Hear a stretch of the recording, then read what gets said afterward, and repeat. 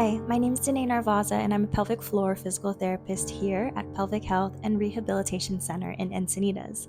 Today, I'll be going over 5 exercises that you can do to help relax and lengthen your pelvic floor muscles.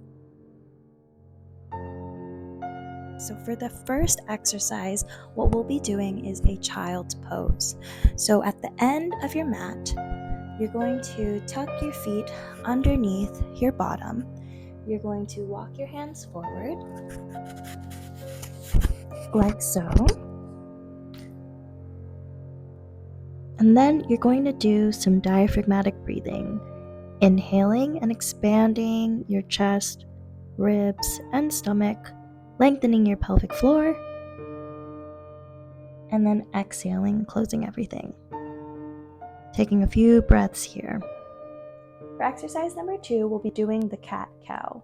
So with the cat-cow, you'll be coordinating your breaths with these spinal movements. So first, what you're going to do is go on all fours, and if you have sensitive knees, maybe you will want to put a towel roll or a thicker yoga mat underneath. Your shoulders should be right above your wrists, and your knees should be right above your hips. And what you're going to do as you inhale, you're expanding your belly, chest, and rib cage 3-dimensionally, and you're going to make a dip in your back like so. Inhaling here. This is our cow, so you can imagine like udders here. And then we're going to go into the cat. So think of an angry cat hissing and arching their back as you exhale. My cat is not very arched, but that's because I have limited spine flexion. But you can imagine rounding this back here like a rainbow.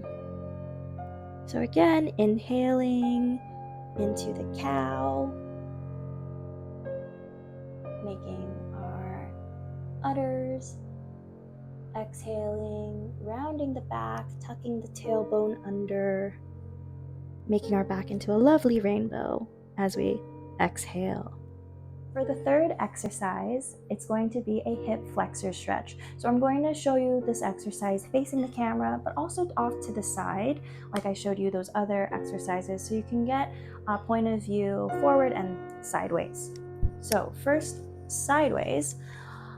If I were to stretch my right side, because this is going to be both a right and a left side stretch, what I'm going to do is leave the desired side that I want to stretch on the floor. The opposite leg is going to go propped up like this.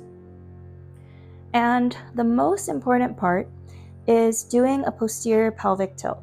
So what you could think of this is if you were a dog with a tail and you were a sad dog, you're going to tuck that tail in between your legs to do a posterior pelvic tilt. This is really going to get that hip flexor a nice stretch. Now, step 2 of this exercise, to make it more dynamic, is we can use the same side hand of the same leg that we're stretching to lift up and lean over to the opposite side. Notice how I'm staying in this same plane here as I stretch and go over. I'm not bending like this, I'm not going like this, but just a nice out and over stretch. And then you could feel it more dynamic there. Other alterations of this, or progressions of this to make it more dynamic, is doing forward swings here. You could even look up and follow your hands. You could stay static and hold here, or you can go back and forth. You can also do arm rotations like such. But the most important part is being that sad dog and tucking your tailbone underneath. So from forward, what that would look like, I'll show you with my left leg now. So the desired stretching leg is going to be on the floor, opposite knee in front. We're going to be a sad dog, so we're tucking our tailbone underneath, and then same hand on same side of desired hip flexor. We're going to go up, and we're stretching with the main thing being keeping our tailbone tucked so that we really get a stretch down here. And again, you can make it more dynamic by going side to side, going forward, or even rotating. With this, also important to do those diaphragmatic breaths through the movements. So we spent enough time being a sad dog. Now we're going to be a happy baby with our fourth exercise, which, surprise, is in the happy baby pose. So for this one, what you're going to do is you're going to bring yourself down to the mat or to the floor, and you're going to bring your knees close to your chest. If you feel restricted, just bring it down a little bit. Okay, so we've brought ourselves down to the floor, and we're going to bring our knees towards our chest to your best mobility and ability. If you feel like you can't bring your knees to your chest with your hands alone, you can get a yoga strap or a stretching strap, or maybe even like a long pillowcase. Put it underneath your knees here and pull knees towards your chest. But for me, I'm going to use my hands. So the next progression of this would be, if you can, reach your ankles or even your feet, bringing your knees out and more closer to your chest, like so.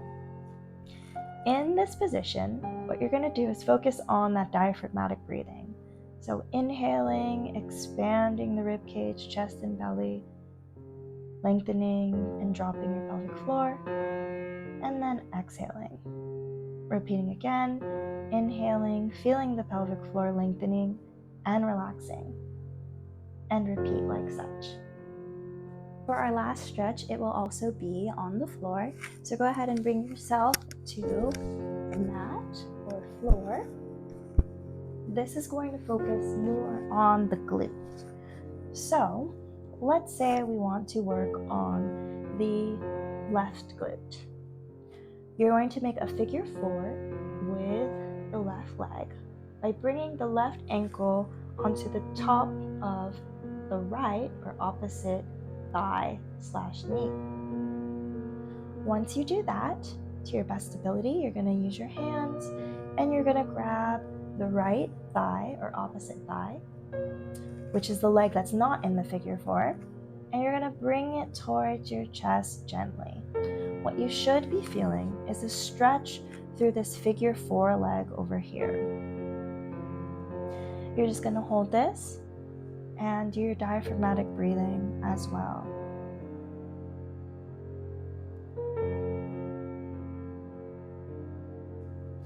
To do the other side, it would be the same thing, making a figure 4, crossing over the opposite leg, gently pulling towards your chest. And again, a modification for this, if you feel like you can't pull here with your arms, use a yoga strap and you can pull yourself. So for all of these exercises, my recommendation would be to perform either for a minute or for 2 sets of 30-second holds. But what's important throughout all of these stretches is to make sure that you are breathing, focusing on those pelvic lengthening as you inhale.